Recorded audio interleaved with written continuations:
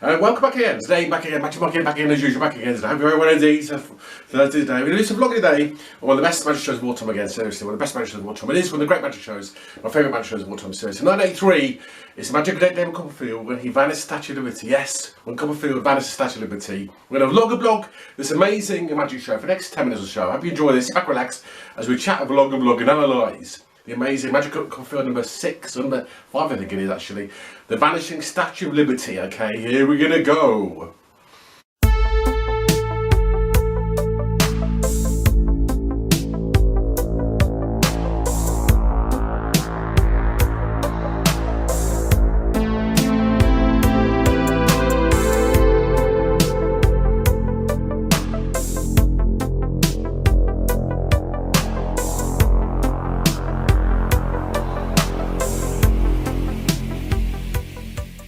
Here we go, look at this. It's amazing show, seriously. Look at watching television right now, the amazing show, seriously. The Vanishing Statue of Liberty show of 1983, okay? This was a groundbreaking period in, say, television, seriously, back in 1983, seriously. Because, of course, this is when there was lots of stuff going on. The pop music was really big, wasn't it? There's lots of pop music out there, wasn't it? There's lots of big acts on there. The A-Team was on. There was Miami Vice was on. There's all kind of big shows on those days, wasn't it? Back in Dynasty Dallas, there's kind of big shows.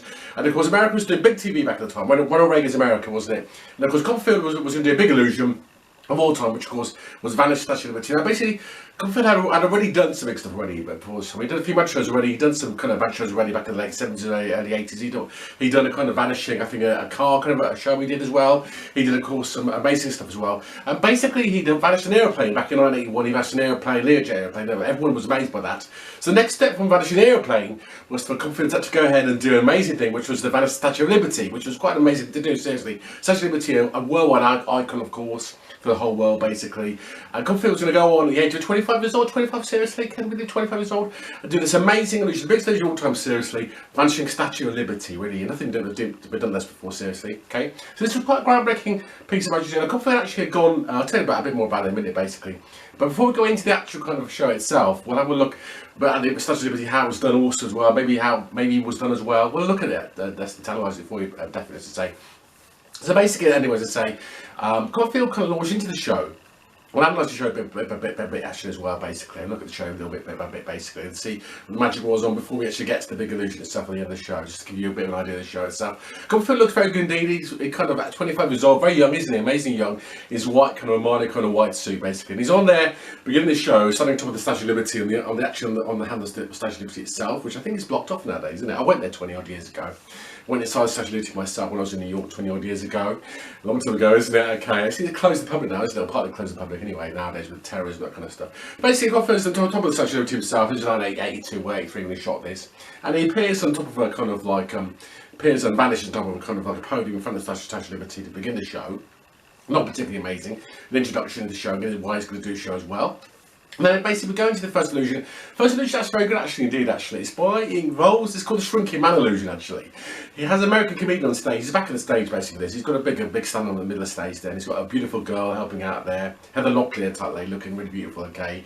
Beautiful American actress in blonde hair, you know what I mean? That kind of stuff, you know, as usual with these shows.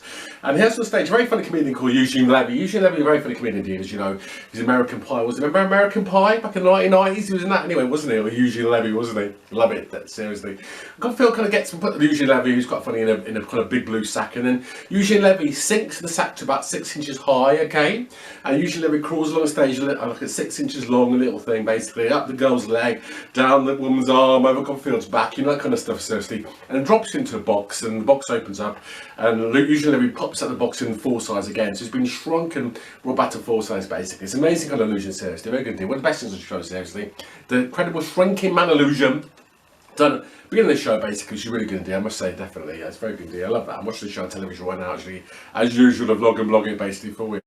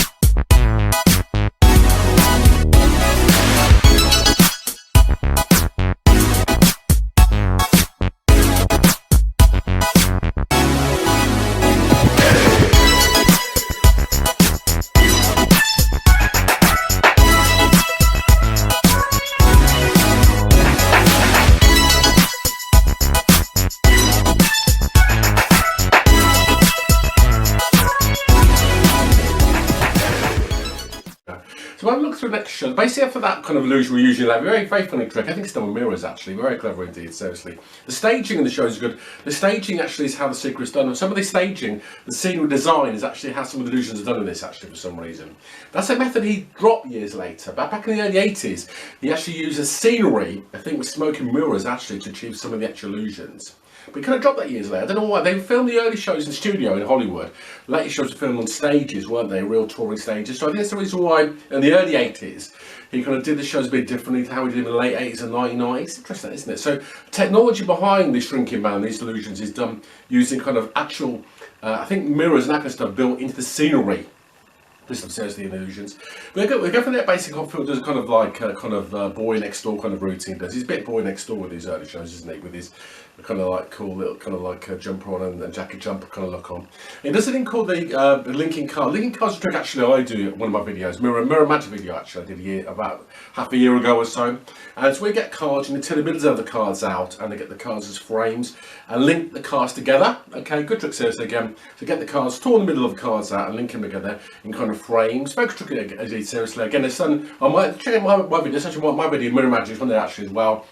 However, it is a Copperfield's Statue of Liberty special on there. It's very good indeed. Does a good version of it. Nothing amazing, but it's quite a good trick, the linking cards. Many people did the trick actually over the year.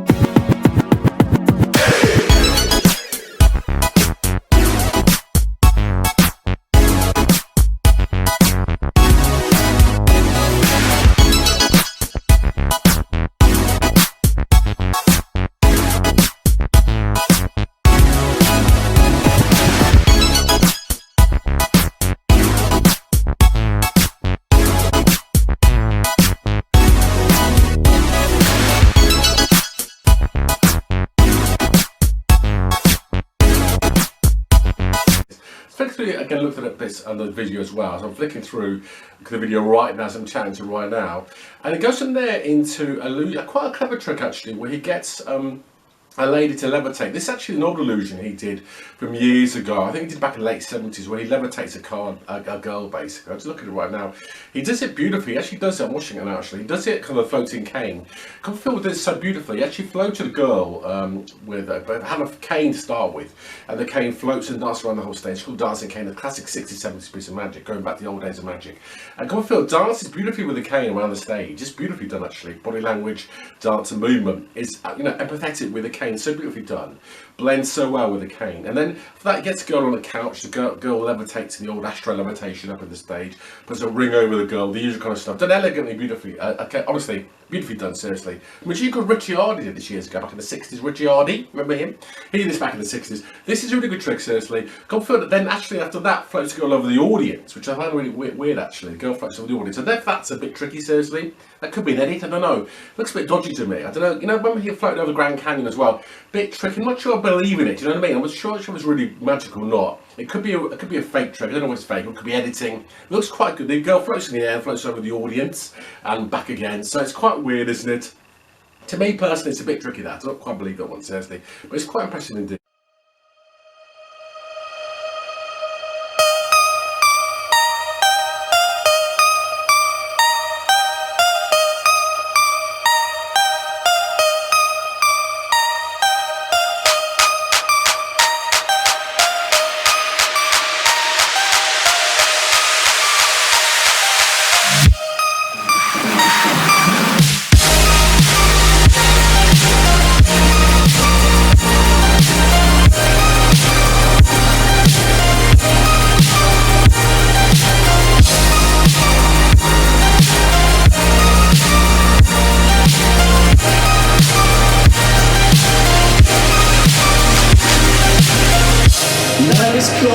Your heart's colder.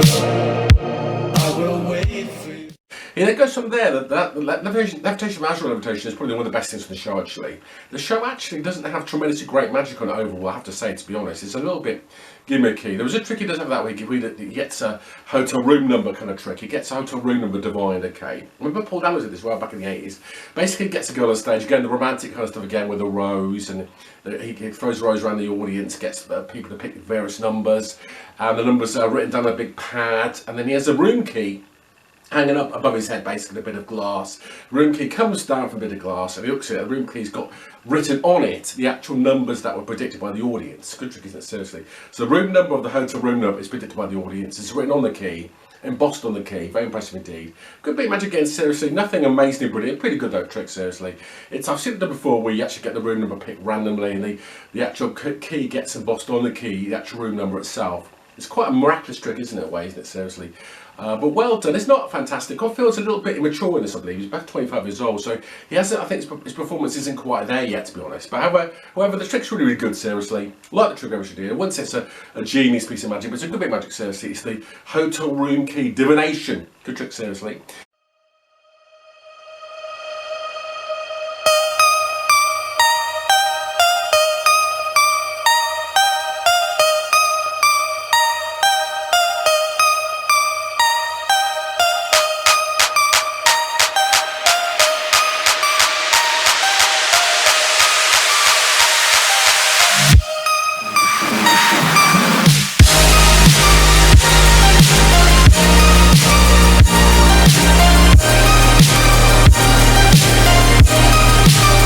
We're going to go from there, basically looking through the trick. I'm looking again on here to the next bit. There is a lot more magic in this. She goes into a very schmaltzy routine, Hollywood kind of routine. A weird kind of story about a girl who kind of loses her family. It's kind of a kind of vignette routine. A girl loses her family, and she's kind of like lost her family, and she kind of gets her family back. There's a few kind of routines, bits of magic in that, including I think a printing book routine. Blank pages get printed in the book. It's old school magic stuff, and also the vanishing cane. Appearing cane does as well. That trick actually as well. The old appearing cane trick, which I do in one of my videos. Everyone does appearing cane. If anyone magician called I think a magician did that. Called Fantasio or something like that years ago, Fantasio Kane. So magician about Fantasio, he did call that kind of stuff, Fantasio. What a name, isn't it? He did all these appearing vanishing canes, Fantasio. So the cane tricks in this series as well. The actual routine is not particularly amazing, I must say, to be honest. The actual amazing bit at the end, people appear on stage. Again, I think he used mirrors again, but various members of a family appear, a big family reunification piece at the end, all very teary and emotional, is it? Members of the family appear on the stage, basically, appearing from nowhere. And Copperfield then appears himself on the stage. And of course, there's a big family reunification. It's all very emotional. All very kind of like Partridge Family kind of stuff in America. So it's American family values kind of magic, but it's not particularly amazing. Do like it. Looking at it now, I think it is done again with mirrors built in scenery, so people appear with mirrors. Having said that, it's pretty good. It's a bit schmaltzy, a bit Hollywood, not my cup of tea, not very British, but certainly quite entertaining bit of magic and a bit of a filler really in the show.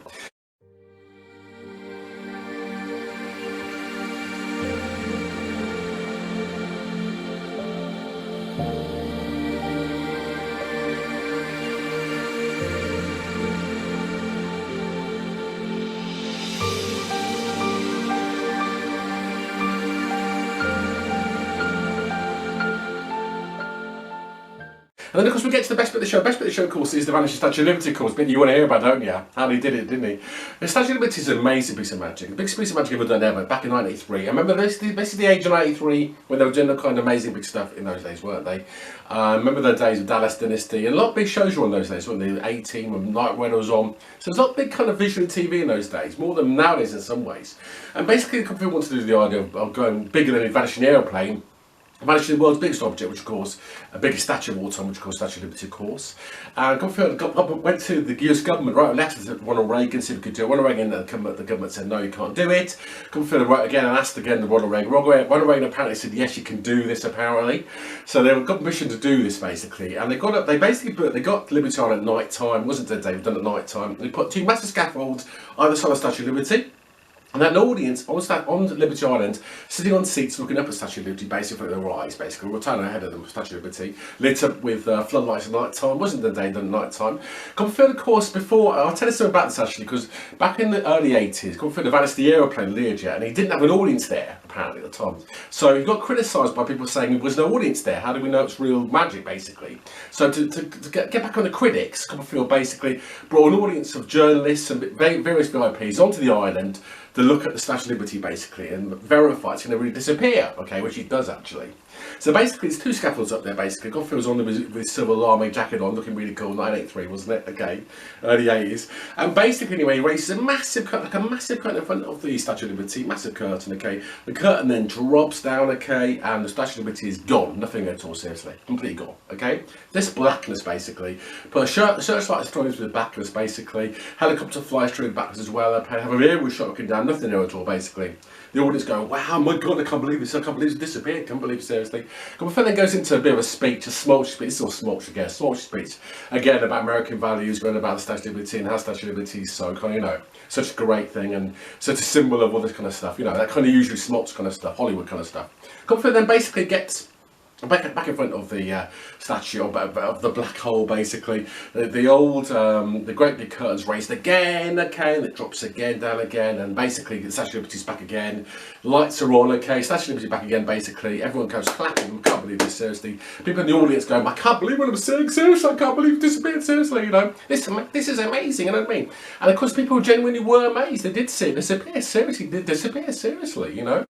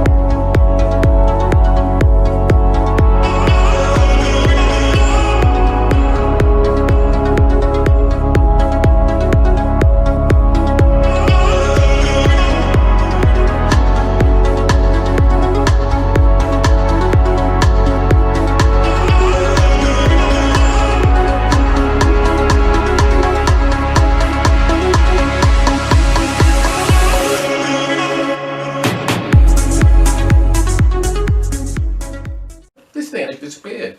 The Copperfield kind of ends the show off again, you know, looking at it, it's quite impressive looking for like 37 years ago. It looks pretty impressive even now in 2021. It looks pretty impressive, seriously. So basically, the audience, okay, were really amazed by it. How was it done? Have a look at yourself in the video. It is on YouTube, how it's done actually.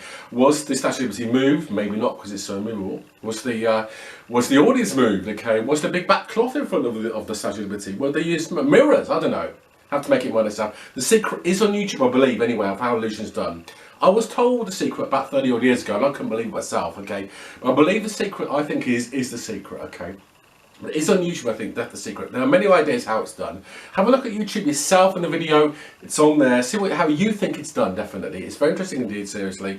It was not, I think the Statue of Liberty was never actually moved, of course, because it was so big and immovable. Psychologically, the moving is really, illusion's kind of weird, isn't it? Because you can't really believe, you can believe an airplane, but you can't believe Statue of Liberty in a way. Psychologically, it can really just disappear. You can believe an airplane. You can't really believe the Statue of Liberty because it's such a big, massive object, isn't it? So immovable. How can it disappear? But anyway, it does disappear in this. It really is not there. I tell you that for a fact. It's really not there. Okay, when the camera looks through the scaffolding, it really isn't there. So it's a pretty impressive illusion, seriously. Okay, and again, if it was done nowadays, maybe I don't know if it could be done nowadays. Maybe it could be done nowadays. I don't know. It was a big, expensive illusion. Copperfield associated himself for all time with this amazing illusion. You know what I mean? Copperfield's name will always be stuck with this amazing illusion all his life, and that's a great thing. Whether you think the illusion is good or not a good illusion, what do you think about it? Goofy, silly, tricky, not as good as the airplane, not as good as the other tricks he did. Basically, still a really good illusion. Still impresses now. You know, 30 years old, 35 years old. It still impresses a lot of people. Seriously, from 1983 it was done amazing stuff. So I hope you enjoyed the illusion. Do check the video out about it. Seriously, great magic show. Not the best magic show of all time, actually.